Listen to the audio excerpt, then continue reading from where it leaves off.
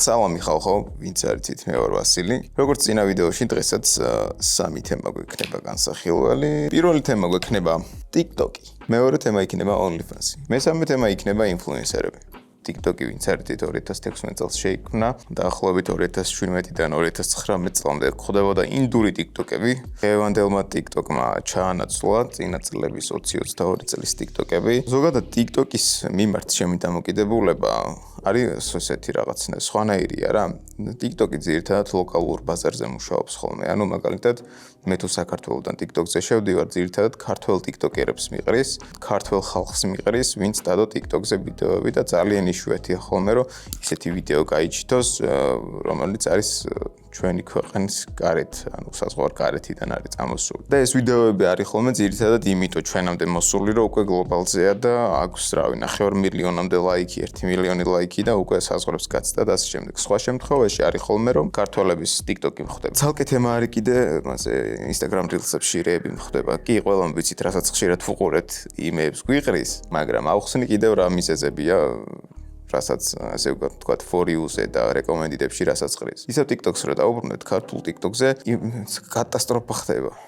ქართული TikTok-ი ხალხო. მე ნუ რა თქმა უნდა გამონაკლისებს არ გულისხმობ და ძირითადად ქართულ TikTok-ზე ასე ვთქვათ რაღაცა ბანძად დაგენერირებული AI-ის ვიდეოები წამოვიდა და ხშირი არის ესეთი ვიდეოები TikTok-ზე. რაც შეეხება თვითონ ქართველ TikTok-ერებს, ბევრი ადამიანი არის, ბევრი TikTok-ერი არის, ვინც ძალიან მაგარ კონტენტს აკეთებს და TikTok-ზე დებს და ჩემი აზრით ეგ ადამიანები ცოდოები არიან, რომ TikTok-ის ჩარჩოებში არიან მოქცეული და რა ვიცი, ანუ იმიტომ რომ TikTok-ზე რო ვიდეოებს იღებ და აკეთებ, კი შეიძლება Instagram-ზე მოგემატოს ინფლუენსი, მაგრამ TikTok-ის ფოლოვერები არავის არ აინტერესებს საბოლოო ჯამში, ხო, ყოველთვის მივდივართ ხოლმე ბოლოს ცნობადობას როცა მოიპოვებს ადამიანი, უნდა რომ სპონსორი ნახოს, უნდა რომ ცნობილი იყოს და უნდა რომ ამ საქმით მერე ფული იშოვოს და TikTok-ის საქმიანობით იშვიათად თუ შეიძლება რომ ფული იშოვო. ძირითადად ყველაზე ძლიერი და მყარი პლატფორმა არის YouTube, რომელთაც შეგიძლია რომ ფული იშოვო და არის Instagram გამომწერების საშუალებით თუ Instagram-ზე მეტი ბევრი გამომწერი ყავს და ესე ვთქვათ ინფლუენსი გაქვს ხალხის მიმართ. მინდა რომ ცოტა ესეთი შედარება გავაკეთოთ ძველი TikTok-ის, ძველი ქართული TikTok-ის და ახალი ქართული TikTok-ის, TikTok შორის და ვთქვა რომ ესე ვთქვათ ყოველთვის იყო, არასდროს არ ყოფილა კარგი, ადრეც ხდება იყო, ეხლა ხდება და მომავალში ხდება იქნება. ეს იმიტომ არა რომ ქართულია, ზოგადად ეგეთია სოციალური ქსელი, რომ 10,000 ხდებაში ძალიან ცოტაა ხოლმე ესეთი კონტენტი, რომის ყურება შეიძლება და რომელიც ნახვადია და რატო ვიცახი ახლა ამას. YouTube-ისგან განსხვავებით TikTok-ზე დადება ვიდეოები ძალიან მარტივია. საბოლოოდ რა შევაჯამოთ, შეგვიძლია მივიდეთ იმ დასკვნამდე, რომ TikTok-ი ყველასთვის არ არის. და რა თქმა არტო TikTok-ი არა, ინტერნეტი ყველასთვის არ არის. აი როგორც მართვის მოწმობაზე ვაბარებთ ხოლმე გამოცდებს, ეგრე უნდა აბარებდეს გამოცდებს, რომ აიღოს ეს რა ქვია, სოციალური ქსელის გამოყენების უფლება რა. მოდი, TikTok-იდან გამომდინარე გადავიდეთ მეორე თემაზე, ინფლუენსერებზე გადავიდეთ. Instagram ინფლუენსერები ვინც არიან, ძირითადად Instagram გამომწერების მოპოვება და მათ აგროვება ხდებოდა ხოლმე, ესე ვთქვათ, TikTok-ის ვიდეოებს, როცა ბევრი ნახვა ქონდა და ბევრი ხალხი ნახულობდა, აქედან გამომდინარე ეს ხალხი, ესე ვთქვათ, გადადიოდა და Instagram-ს იწერდა ხოლმე, იმიტომ რომ TikTok-ი იმდენად ყოველდღიურად სტორაობისთვის არ არის განკუთვნილი და ესე ვთქვათ, კომფორტული, რამდენადაც არის Instagram-ი, რომ ამოიყენ, გადასკროლ, გადაიღე სტორი და როცა ადამიანი ხარ დაინტერესებული, გადადიხარ და ამ სტორებს ნახულობ და ესე ვთქვათ, გამოწერილი ყავს და ესე აგროვებენ Instagram ინფლუენსერები გამომწერებს. თუმცა ყველა Instagram ინფლუენსერმა თითქმის ყველა Instagram ინფლუენსერმა მე არ ვიცახი Instagram-ზე ბევრი გამომწერი რო ყავს, რომ ინფლუენსერია მაგას ნიშნავს. არა, რონალდოსაც ძალიან ბევრი გამომწერი ყავს, რა შაკირასაც ბევრი გამომწერი ყავს, თუმცა რა თქმა უნდა იცით, რომ ეს ადამიანები არ არიან ინფლუენსერები, უბრალოდ ეს ინფლუენსი დაგროვებული აქვთ, იქიდან გამომდინარე, რომ სხვა საქმიდან უბრალოდ სხვა საქმეში ძალიან დიდ წარმატებას მიაღწიეს. და ინფლუენსერები არიან ადამიანები, ვინც TikTok-ზე ცეკვავდნენ რამეს აკეთებდნენ, არა აქვს მნიშვნელობა, შეიძლება აქედან აიღეს ინფლუენსი Instagram-ზე რა, ძალიან ბევრი ყავს ესეთი ინფლუენსერი. და რა განსხვავება, ახლა ნახეთ. TikTok-ერებს ვიცნობ, ინფლუენსერებსაც ვიცნობ Instagram-ზე რა, მაგრამ TikTok-ერებს ძალიან ცოტას ვიცნობ. უბრალოდ TikTok-ერები ვინც იყვნენ, ახლა გახდნენ ინფლუენსერები Instagram-ზე. ხო და ვისაც ვიცნობ, საკმაოდ კაი ტიპები არიან, რა ცუდი ტიპები არ არიან, არავინ არ შემხვედრია მე ძირითადად ისეთი, ვინც ცუდი ტიპია, რამოდენიმე გამონაკლის თუ არ ჩავთვლით რა, ანუ ისეთი ხალხიც შემხვედრია, ვინც დაბლოკილი მყავს და მინახია რომ რა კაია მეთქი, ანუ კიდე კაი თავის დროზე დაბლოკიეს და მაგის კონტენტს საერთოდ აღარ ვუყურებ რა. ინფლუენსერებს აქვს ძალიან დიდი ძალა. ძალიან კარგი საშუალება არის ეგეც რომ რეკლამა გააკეთოს სპონსორმა, რა მაგიტო ვიცახი რომ TikTok-ით რეკლამას ვერ აკეთებენ. ძალიან იშვიათად თუ შეიძლება რომ აი TikToker-მა გააკეთოს რეკლამა რა, იმიტომ რომ ძირითადად TikTok-ზე ხალხი უყურებს TikTok-ებს, ანუ scroll-ობს, არავინ არ გადადის იმ სექციაში, სადაც წერია, რომ იმ ხალხს უყურებ, ვინც გამოწერილი ყავს. პროსტა scroll-ავენ რა. და როგორც YouTube-ის subscriber-ი, ნუ ნაკლებად, მაგრამ Instagram-ის follower-იც უნიკალურია, ერთი არის და ესე ვთქვათ fake-ები და რა ქვია, სპამერები იქ არ გაფოლოვებენ და არ გასაბსკრაიბებენ, ხო?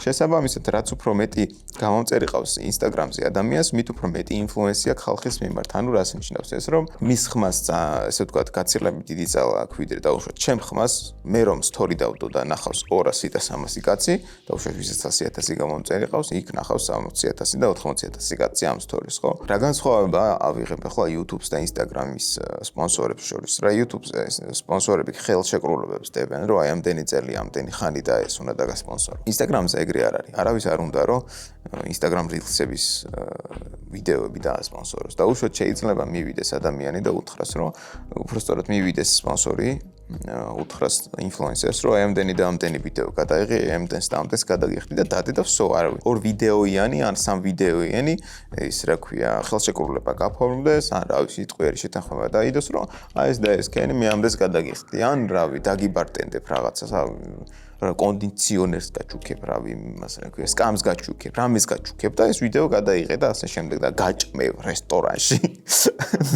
და წავოდი და რესტორანი დამირეკლამე. ეგეთი ის არის, რა ქვია, განსხვავება არის YouTube სპონსორებს და Instagram სპონსორებს შორის. საბოლოო ჯამში დაახლოებით ესეთი ჯაჭვი იქმნება ხოლმე. TikTok-იდან ყველა მიდის Instagram-ზე და Instagram-იდან ყველა მიდის YouTube-ზე. იმიტომ რომ იციან რომ YouTube-ზე თუ შენს ვიდეოებს ნახვები აქვს, თუ ყავს გამომწერები და ასე შემდეგ, ხალხი გიყურებს, იმიტომ რომ შენ ევასები. თუ ხალხს ევასება შენი ვიდეოები და არა შენ, ძირითადად არავინ არ გამოგიწერს რა. შეიძლება არხი გამოიწეროს, იმიტომ რომ არ გამოზოს შენი ვიდეოები, მაგრამ უფრო მეტი გამომწერი გემატება და უფრო მეტი გამომწერი ყავს, მაშინ როცა ხალხს ევასები შენ ვიდეოებში, შენ ვიდეოებთან ერთად. ცოტა გამიგრძელდა ლაპარაკი რა და გადავიდეთ საბოლოოდ ერთ წუნკალ თემაზე, რომელსაც არ შემეძლო რომ არ შევხებოდი რა და ჩემი იმედგაცრუება არ გამომეხადა ამ ყველაფრის მიმართ და ეს არის OnlyFans. არ ვიცი ხალხო. ჩვენ ქვეყანაში არ არის OnlyFans. ან შეიძლება არის და მე არ ვიცი. პროსტად ჩვენ ქვეყანაში კი არის ხელმისაწვდომია ვებსაიტი რომ შეხვიდე და ნახოს კარტესტილი, მაგრამ მე არ შემხვედრია ქართველი, რომელიც OnlyFans-ზე კონტენტს დებს. ანუ არც კი გაგვიგვირდება, რომ არ შეხვედრია, მაგრამ ყველაზე საინტერესო რა არის იცით, რომ Instagram-ზე დადებული კონტენტით, ანუ მე ხო წეგან ვახსენე, რომ TikTok-იდან მიდის ტიპი Instagram-ზე, Instagram-იდან მიდის YouTube-ზე, მაგრამ არსებობს მეორე ვარიანტი. TikTok-იდან მიდის Instagram-ზე და Instagram-დან მიდიან OnlyFans-ზე. ოღონდ არა საქართველოში, წეგან საქართველოს მაგალითზე განვიხილე რა.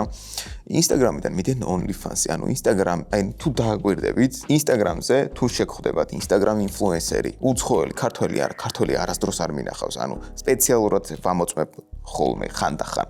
მაინტერესებს, რომ ხო შევდივარ Instagram-ზე და უშუალოდ გავსკროლე Reels-ი და შემხვდა ლამაზი გოგო მომეწონა, ასე შემდეგ გადავედი და ვნახე, რომ როგორი გოგოა და ასე. და ლინკები რა, შედიხარ და ეგრე +18 კონტრა. ანუ რა უბედურება, ძმა, კი, გვესმის, რომ ბევრი ფული შოვნა შეიძლება, მაგრამ ყველა სხვა საქმე არა, სხვა საქმე ვერ მონახეთ.